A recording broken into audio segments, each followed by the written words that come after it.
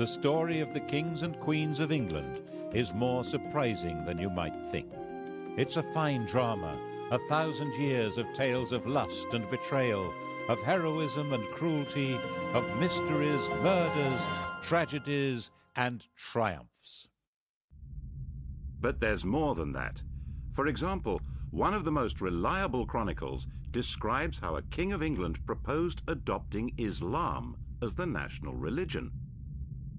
This episode, the first of 6, includes that tale. It tells the story of the English crown from 1066 to 1216, from one French invader, William, to the next, Louis. Yes, Louis. Another surprise. A king of England who's pretty much disappeared from history. It's easier to say where the history of the English monarchy ends than where it begins. It ended on the 14th of October 1066, here at what became Battle Abbey on Senlac Hill near Hastings. We all know that this was where Harold was killed and replaced by William the Conqueror, and Harold was the last Englishman to be crowned king. From then on, the sovereign would always be from a foreign family, right down to Queen Elizabeth II.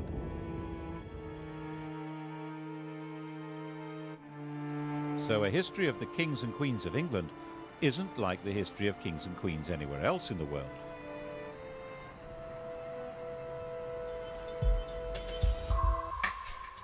What happened here on that October day started a completely new history, which is why it's the one date in history that everybody knows. 1066. The story of that day was spelled out in a strip cartoon, the Bayeux Tapestry, probably stitched for William's brother Odo. Here's our hero's first appearance in the story. That's William, Duke of Normandy, about 37 years old in 1064. He's being told that Harold Godwinson, Earl of Wessex at the time, has been shipwrecked on the French coast. One of these guys is Godwinson. I think it's the chap with the handlebar moustache. He's about 6 years older than William and the most powerful man in England after King Edward. These are both pretty hard men, survivors in a very tough world.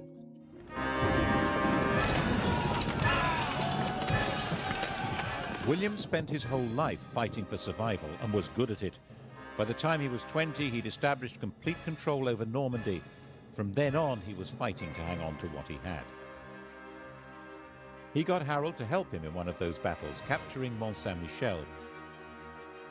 And then, apparently as the price of letting him go home, had Harold swear to support him in becoming the next King of England.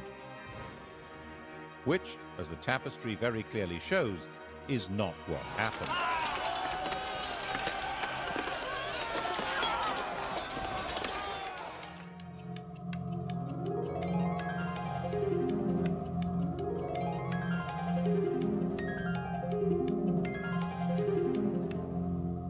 When old King Edward died, Harold, as we all know, had himself crowned instead. Actually, to be a bit more precise, he had himself elected king. The crown of England in those days was not inherited, but awarded. In William's view, this had all gone very badly wrong, so he set about putting it right. The Norwegian ruler, Harald Hardrada, took a similar view. There was an old Norwegian claim to England, which he decided to revive by launching an invasion of his own. Their two fleets arrived within a few days of each other, one in the north of England, one in the south. Both fleets were probably about the same size, about 500 ships. King Harold rushed north and destroyed Hardrada's army. Only about 34 ships made it back to Norway. Then he rushed south, and this time, of course, he failed to pull it off. We don't know for sure that the man with the arrow in his eye is Harold, but he certainly died at the battle. He and his axe-wielding, spear-carrying army of Danish and Anglo-Saxon noblemen were simply swept away. In their place were the new rulers of England, Normans on horseback, and William was their master, master of the country. He owned it.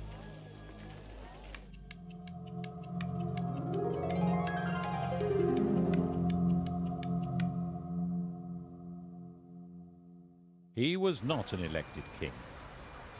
When he went to London to be crowned on Christmas Day, the population, thinking that was their duty now, tried to elect him. They acclaimed him with loud shouts. The Normans, not knowing what was going on, thought this was some kind of uprising. They rushed out of Westminster Abbey and burned London down. England had become a new kind of kingdom, one which was owned lock, stock and barrel by its king. The story we're telling through this series, the story of 1,000 years of English history, is the story of this alien conqueror and his successors to the throne. It's the story of how they changed England and changed with it, eventually turning into puppet rulers, symbols of power they cannot wield, and how in that transformation they survived through tides of revolution and republicanism, so that today, while they're not quite the only surviving royals in Europe, they alone still lay claim to majesty. Now, how did that happen?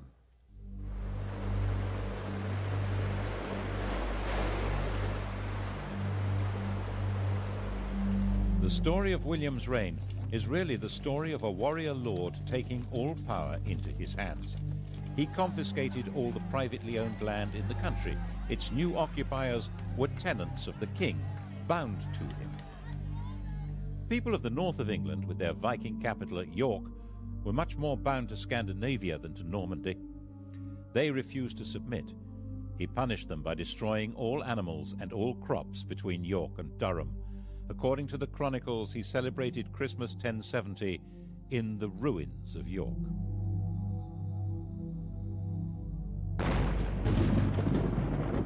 The inhabitants were reduced to starvation, even cannibalism. 16 years later, when all the land in England was accounted for and valued in his Doomsday Survey, there were places in Northumbria that were still utterly worthless. The church, too, was made Norman, and old Anglo-Saxon ways crushed. At Glastonbury, archers were stationed inside the abbey, and orders given that the old chants should be replaced by new ones from France. 21 monks were shot. And yet there were limits to his power. A few thousand Normans, most of them not even understanding the language of their new country, couldn't run the place. They needed the English to keep everything working, and William understood that perfectly well. His coronation, he made an oath to uphold the laws of King Edward, to uphold good law and renounce bad. The old courts would continue to function, and old traditions would normally be respected. This oath would become fundamental to the coronation of any king. The question, though, would be who got to wear the crown? When William died, bloated and exhausted at the ripe age of 60, his attendants stripped his body and scattered. What mattered now was who would hold the land he'd conquered, and how. It had all been his, and it was he who decided. On his deathbed in Normandy, he handed out the spoils. He gave his eldest surviving son, Robert, his duchy of Normandy. But it was the younger son, the red-haired William Rufus, who the conqueror willed should be acclaimed King of England. And the youngest, Henry, was told he would have to be content with £5,000. But Henry was his father's son. Content with £5,000? Was that likely?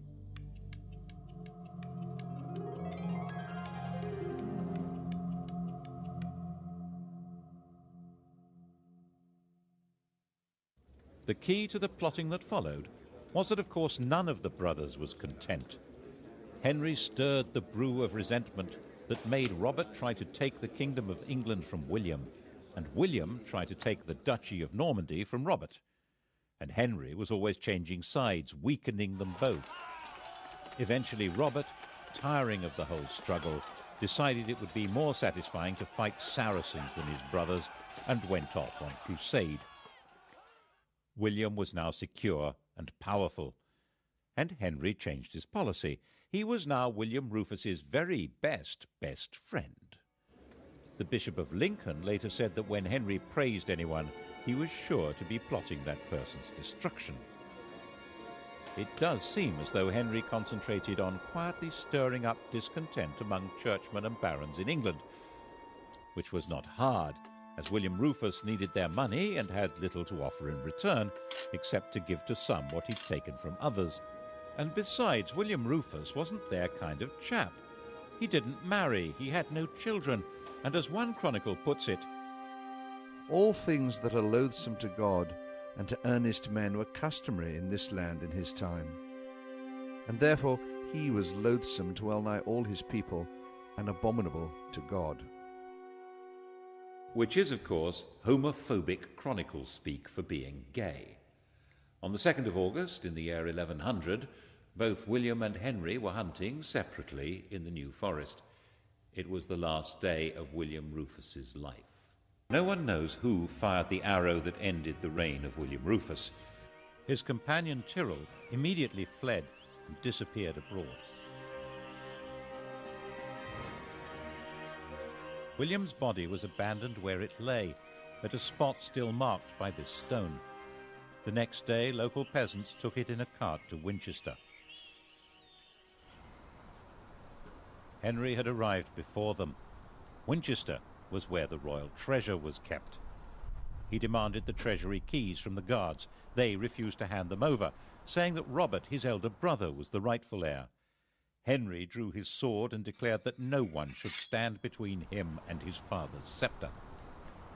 Resistance collapsed, and when the peasants arrived with their cart, the lords of England were busy electing Henry as their king, the first elected ruler of England since Harold Godwinson.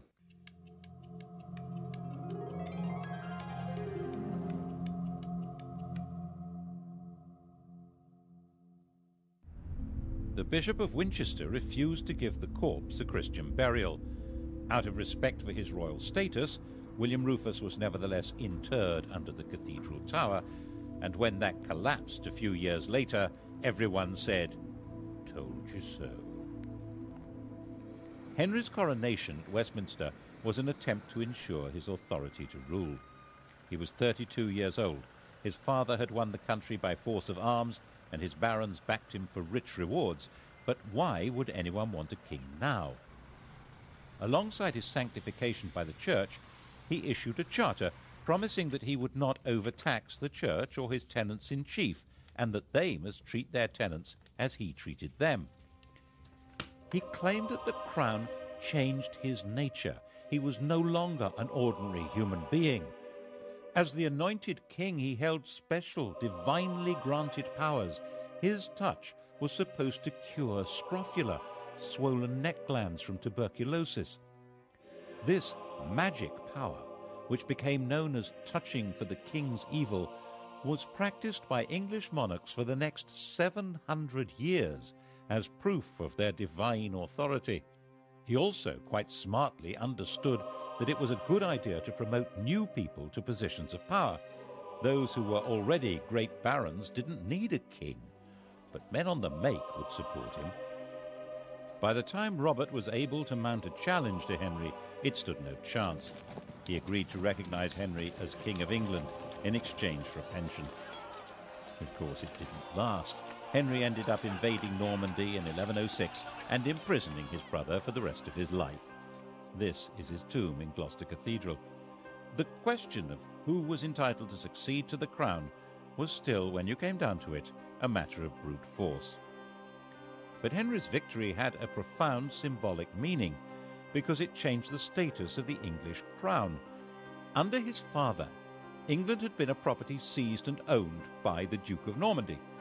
Now, Normandy was a property seized and owned by the King of England. Henry was a naturally cheery person. Just after his coronation, he married Edith, the daughter of an English woman and of the King of Scotland, and he encouraged the Normans he was promoting to marry English women. The great barons regarded this with contempt and referred to their king and queen as Godric and Godiva, a style statement which roughly translates as Sid and Gladys. As sturdy warriors, they also didn't appreciate the fact that he was literate in 3 languages. His other nickname, Henri Beauclerc, means Henry the Swat. But those great barons were having their power undercut as Henry recruited his government officers and judges from the church. He supervised his kingdom by moving his court from one centre to another. It was a great travelling performance, like a circus, with no permanent home. He spent half his time in Normandy, but when he was away, the kingdom was run by a totally reliable civil servant, Roger, the Bishop of Salisbury, who was called the Justiciar. The idea of government by a system rather than by a man was beginning to take shape. He sent judges on their own tours of the country and enforced the laws harshly, which seems to have been quite popular according to the chroniclers. But his punishments were often based on the idea that people were guilty until proved innocent, and there was no time to do that. Were England's lanes really full of blinded and mutilated men muttering, "Firm but fair"? You'd think so from the sources we have. They liked a strong king. And he managed to keep the treasury well stocked with money, which meant he could buy loyalty when he needed to. The key to this was his system for checking his income. Twice a year, sheriffs and royal officials from all over England had to bring their money to be counted by being shunted around in piles on a checkered cloth like a chessboard. Checked.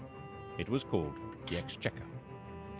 The system worked so well that the cabinet minister in charge of the nation's finances is still called the Chancellor of the Exchequer, and we still use paper chitties called cheques.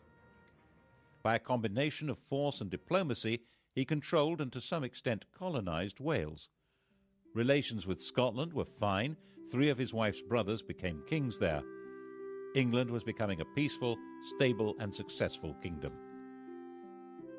Henry sent his young daughter Matilda to Germany to marry the Holy Roman Emperor, and in 1116 he held a great assembly at Salisbury where all the barons, nobles and bishops swore homage to his son William as his successor to the crown. In 1120, young William was a star, an enthusiastic warrior, a keen huntsman and the heir apparent. He'd been in Normandy with his father fighting the King of France, and the whole party was returning to England. William and his pals were travelling in a brand new ship, the White Ship. They were the 12th century English jet set, the millionaire knightly lads who were heirs to most of England and Normandy. Once they got on the ship, there was a terrific party. Alcohol was taken, and how? Soon it became really rowdy. The Hooray Henrys yelling at one another and throwing off a bunch of priests who'd come to bless the voyage. William's cousin, Stephen of Blois, had an upset stomach and he felt he needed a bit of peace and quiet, so he decided to go ashore and take a later ship.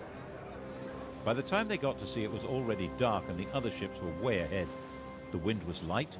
William decided to catch up with the king and ordered the chaps to start rowing. The master was as drunk as anyone else, so they began to speed into the dark, 50 oars pushing this state-of-the-art longboat at a terrific lick. That was when they sailed straight into a rock and smashed the ship open.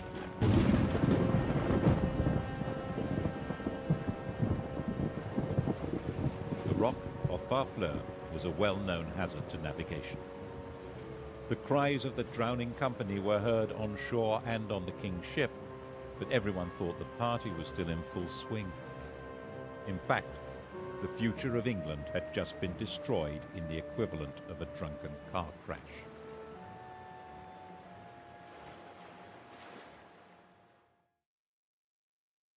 It's said that Henry never smiled again.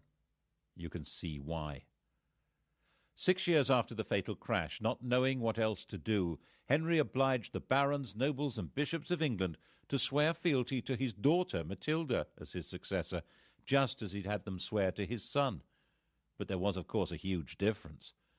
No woman had ever ruled in her own right in either England or Normandy. Her husband, the Emperor, was dead, but for strategic reasons he had Matilda marry the son of the Count of Anjou. This was not a family with a power base in England. Henry's sleep was filled with nightmares of peasants and barons complaining that he'd failed them all. And then Henry went and died of a surfeit of lampreys. How does that happen? A lamprey is a parasitic fish that looks as if it belongs in a bush tucker trial. Henry loved them. His doctor had put him on a diet that involved not eating lampreys, and he got a fever and died after ignoring the advice. And the doctor said, as doctors do, "I warned him." By the time Henry died in 1135, it was all falling apart. He was 67 years old, and he'd gone a long way towards defining the job of a King of England. But the fundamental problem, who was entitled to that job, had still not been solved.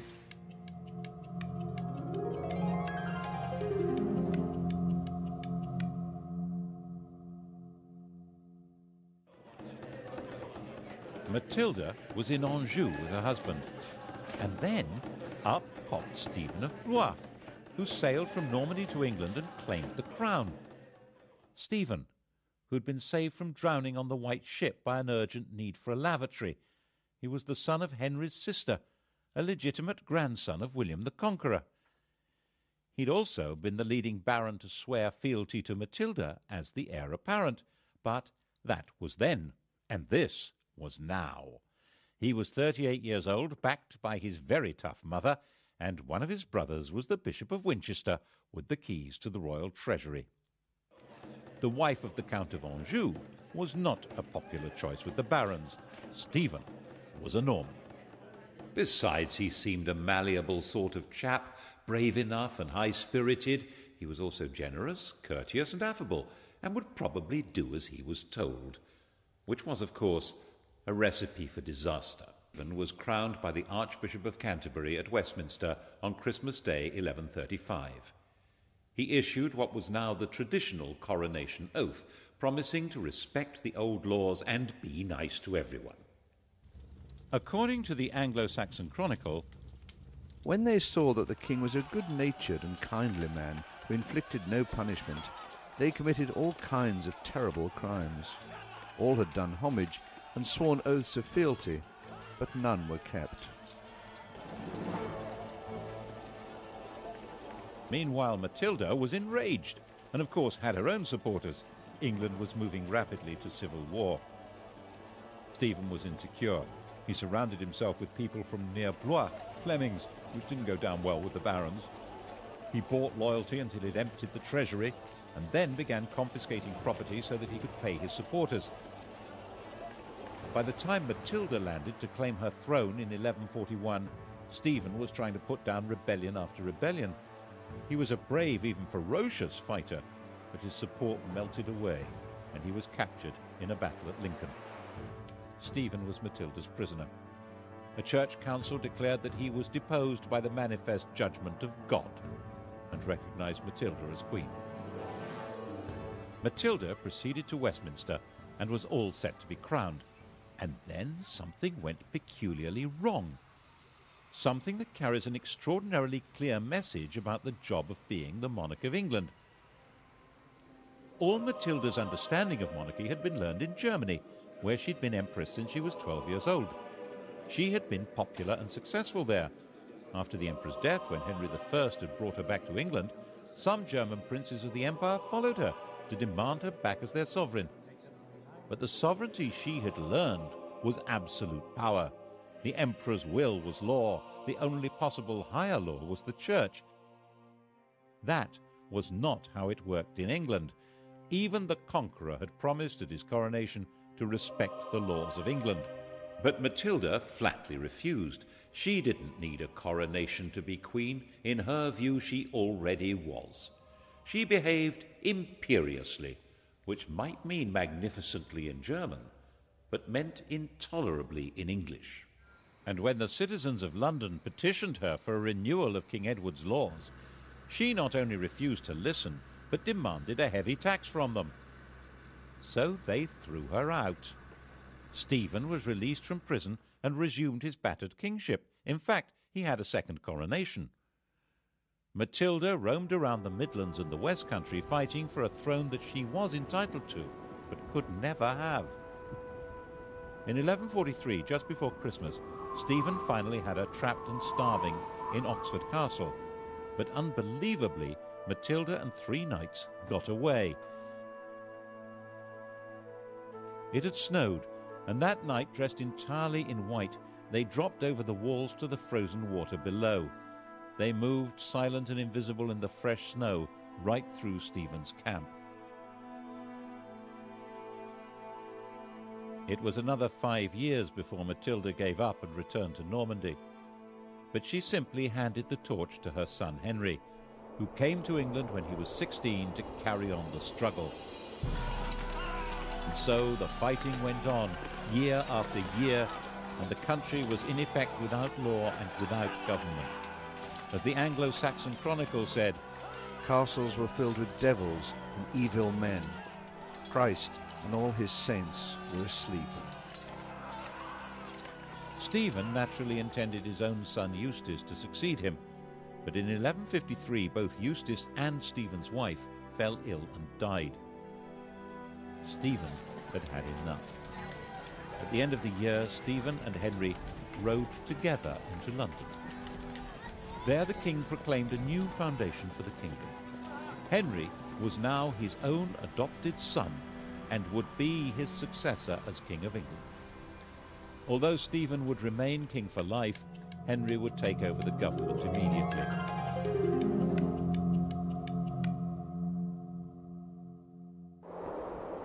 The next year, utterly worn out, King Stephen retired to his grave. On the 19th of December 1154, there was a double coronation in Westminster Abbey. The 21-year-old Henry II was crowned king, and his 33-year-old wife, Eleanor, was crowned queen consort. Eleanor, Duchess of Aquitaine, knew all about being a queen. When she was 15, orphaned and the richest damsel in France, she was married to the heir to the French throne, and a few days later the pair became King and Queen of France. The King of France was a saintly figure with perhaps a rather low sex drive. Eleanor came from a family of lordly troubadours, whose court was dedicated to interesting love affairs. She later said that she thought she'd married a man, but had married a monk. She had a series of affairs, including one with Matilda's husband, Geoffrey of Anjou. He, rather dashingly, wore a sprig of broom, Plantagenista, in his hat, so people called him Plantagenet. Eventually, all the Angevins, the whole family line, wore it on their crest. She then had an affair with Geoffrey's son, the attractive young Henry, a bright, well-educated athlete with vitality, intelligence, freckles, and money. According to a contemporary chronicler, Henry's father had warned his son off her, saying that she'd been his lover, and she was the wife of Henry's overlord. Henry was Duke of Normandy. But Geoffrey died in 1151, and in 1152, Henry got Eleanor pregnant. Louis, who probably didn't know that detail, had their marriage annulled, and she married her toy boy. Of course, she did all she could to encourage his efforts to become King of England and make her a queen again. The coronation of 1154 must have been most satisfying for her. He didn't make his mother's mistake of claiming to be above the law. Instead, maintaining proper form, he issued a charter confirming all the liberties that were in force under his grandfather, Henry I. The combination of his lands and Eleanor's meant that this King of England ruled more than half of France, though as the vassal of the French king. It would have been too much for almost anyone. But Henry was a man of extraordinary restless energy, who travelled vigorously round his realms and would order his court to hit the road with no notice whatever. He got England up and running with astonishing speed. He had all newly built castles destroyed so that individual lords could not stand against him, and got the law functioning again. He organised government into ministries, with the Chancellor of the Exchequer playing the role we would now recognise as Prime Minister. The chap in question was the son of a London merchant. He was Henry's closest friend and colleague. They joked and drank together, and he lived as the greatest lord in the country, Thomas Becket. Between them, they reformed the currency, finance, government, and began the changes in the judicial system that would lead to the system of trial by jury. England was beginning to develop a commercial life. Towns were growing, the population was becoming better educated. The new system for running royal courts asked groups of local people, often peasants, to report and decide the facts of the case. The system that had worked for the conqueror, allowing the people to run their own country, was at the heart of Henry's way of getting everything up and running again. Perhaps that was why he needed a Londoner at the heart of his government. The next stage in his reforms was to reduce the power of the church, which had become the only functioning judicial institution during the chaos of Stephen's wars. Anyone accused of a crime who could read a line of Latin was deemed to be a churchman. That made them immune from the royal court. They could only be judged and punished by the church. Of course, the church wouldn't agree to give up its privileges, so when the Archbishop of Canterbury died in 1162, it seemed a smart idea to install Thomas as the new archbishop. Then he would deliver the church to Henry. Actually, it seemed a pretty terrible idea to Matilda, who warned Henry not to do it. What did his mother know? Look what a mess she'd made of things. Eleanor was also against it, and she hadn't made a mess of anything. She'd been a very competent regent when Henry had been abroad, and must have seen what Henry had not seen, that Thomas Becket's driving force was not loyalty to Henry. Oh, surely not. She was just jealous that Henry spent more time with Thomas than with her. Henry was sure it was a really good idea. Of course, it was a really bad idea. Why did Becket become fanatically committed to the church as soon as he got the job? Why did he wear Hessian underwear with lice and lash his body? Why did he oppose the king's plans more fiercely than any other bishop? He ended up excommunicating the bishops of London and Salisbury and sacking the Archbishop of York for not opposing the king. He'd already acquired all the earthly power and wealth possible. Now he had a bigger ambition. He was arguing that the church must rule everyone, including the king. This was especially dangerous as Becket was hugely popular. Henry was given to rages, and the situation was bound to enrage him. Who will rid me of this turbulent priest? On the 29th of December 1170, 4 of Henry's loyal knights did just that. Slicing off the top of his head at the altar of his cathedral, in the words of an eyewitness, the red of the blood mixed with the white of the brains, like white of the lily and the red of the rose. This was shocking. Henry had to distance himself from Becket's murder and win the hearts and minds of his subjects.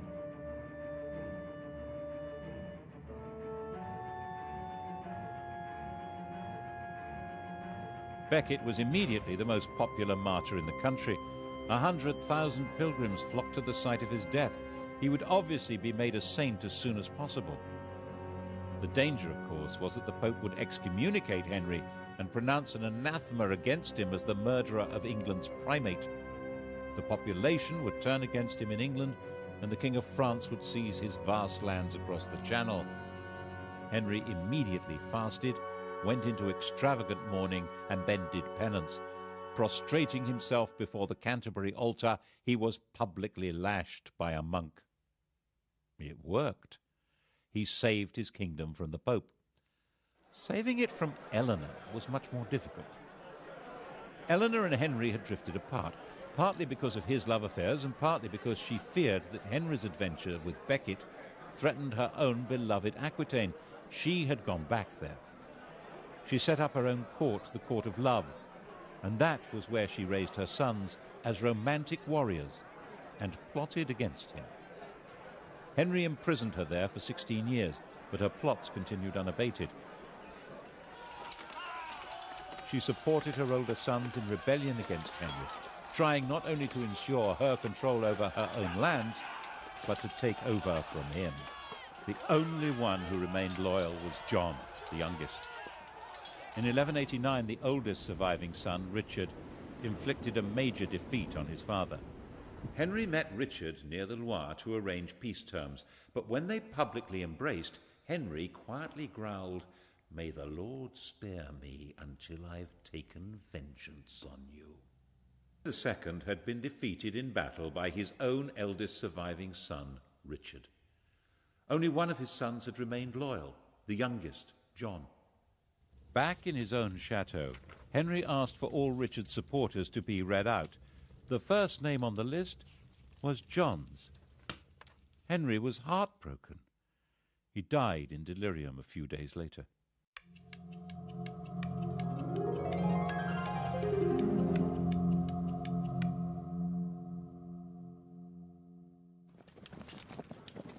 Eleanor's imprisonment was over.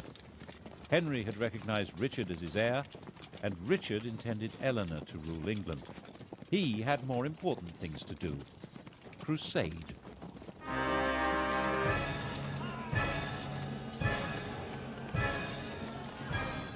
Eleanor had been on crusade when she was young as the wife of the King of France, but also as the leader of her own feudal army.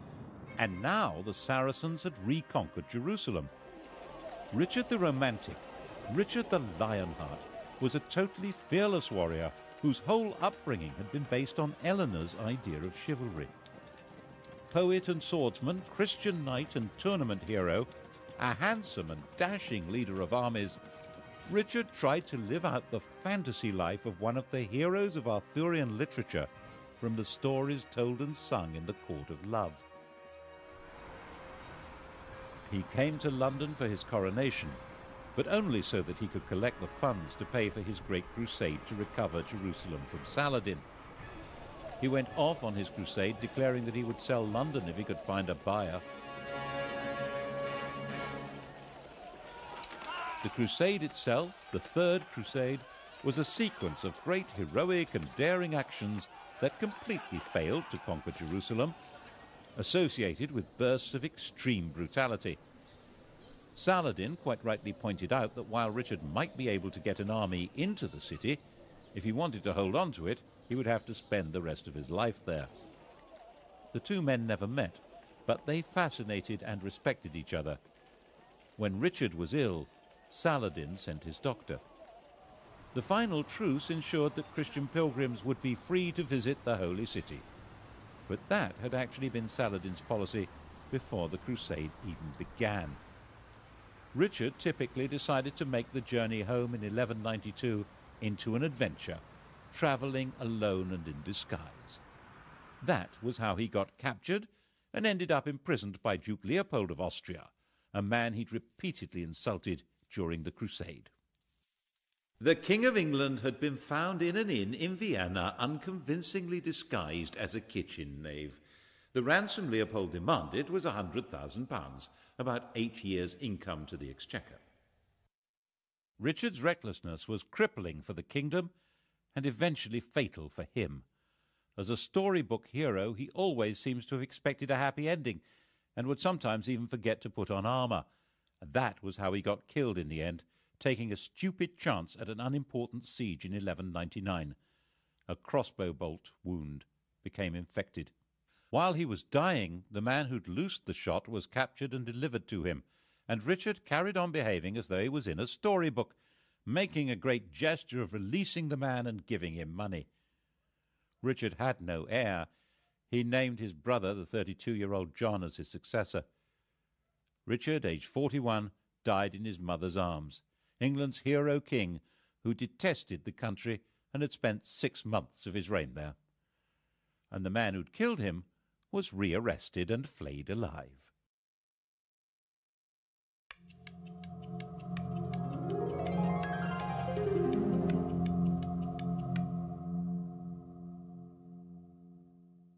His little brother John was never meant to be king. His father had called him John Lackland because there was originally no part of the huge Angevin empire left for him. And the 3 problems that lurked at the core of monarchy in England now became crises. How did succession work? What was the balance between the king and the church? And what legal limits existed on royal power, especially when it came to taxes? To begin with, was he really Richard's proper successor?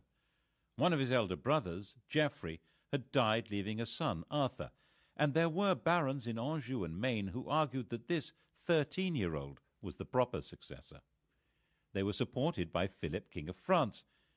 The only way to settle a succession dispute was by violence, so John went to war. His men captured the boy, and he was never seen again. It was generally believed that John drowned him, which was the wrong way to solve the problem. It guaranteed that Arthur would not be king, but it left a very nasty smell. It didn't stop the King of France from keeping the war going, and by 1205 John was driven out of most of France, including Aquitaine and even Normandy. The issue of church power also came up again. It was John's bad luck to be confronted by an exceptionally militant and aggressive Pope, Innocent III. Innocent maintained that kings had to submit to popes. When the Archbishop of Canterbury died, Innocent announced that Stephen Langton, who happened to be English, was the new archbishop. John refused to accept the Pope's man. Rome wouldn't give ground, and neither would John. In 1209, the Vatican excommunicated the King of England and his whole kingdom. Back in England, John attempted to carry on regardless. The Pope declared John deposed, and that anyone who even spoke to him was excommunicated. According to one chronicler, John decided at this point to join the enemy.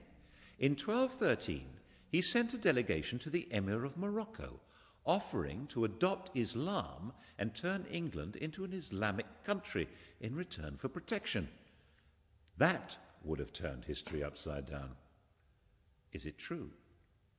The Emir, according to the story, told the envoys not to be so silly. In fact, John was reduced to total surrender. The Pope demanded that he submit himself as a vassal of the Church, and that England should become a papal fief instead of a sovereign kingdom. So in 1213, Stephen Langton, the new Archbishop of Canterbury, took up his post as a representative of the new overlord of England. In that capacity, he decided to sort out the third issue, the limits of the king's power over his subjects. Barons were now virtually an organised political party. This is the seal of the Barons of London. Langton presented them with a charter issued by Henry I and suggested that they demand something along the same lines but a bit clearer. The Magna Carta. This famous document was signed in June 1215. John and Richard had both tried to meet their costs by massive increases in feudal dues and legal charges, and most of the Magna Carta is an effort to reverse these.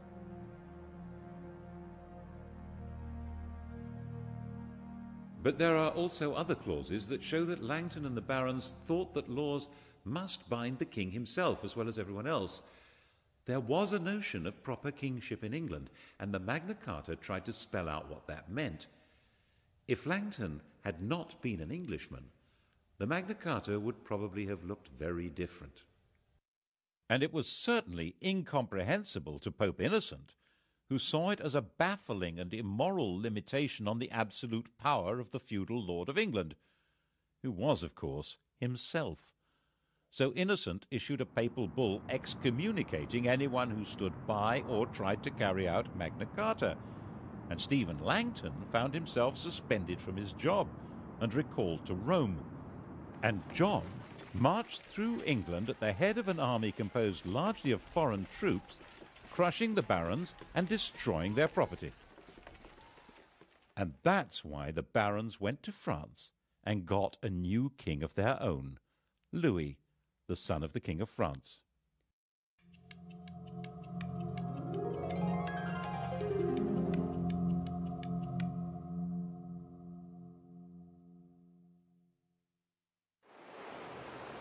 And so came the second French invasion of England in 1216. It was about the same size as the invasion of 1066, and Louis landed unopposed. He was greeted with general enthusiasm and was hailed as King of England in a high mass at St. Paul's Cathedral. He set up his own government, and his army began its pursuit of John's dwindling forces. John was assembling an army to stage the great final battle, and was travelling along the seashore from Lynn to Lincolnshire. A miscalculation of the tide was all he needed. His whole baggage train was washed away, including his treasure and the crown jewels. Distraught, broken, he made his way to an abbey at Swineshead, where he was comforted with the monk's latest experiment in beer making, which seems to have brought on dysentery, fever, and death. Louis I and last, the king no one's ever heard of, now controlled most of the country. But the story of what happened to him and how his memory was erased has to wait for the next episode.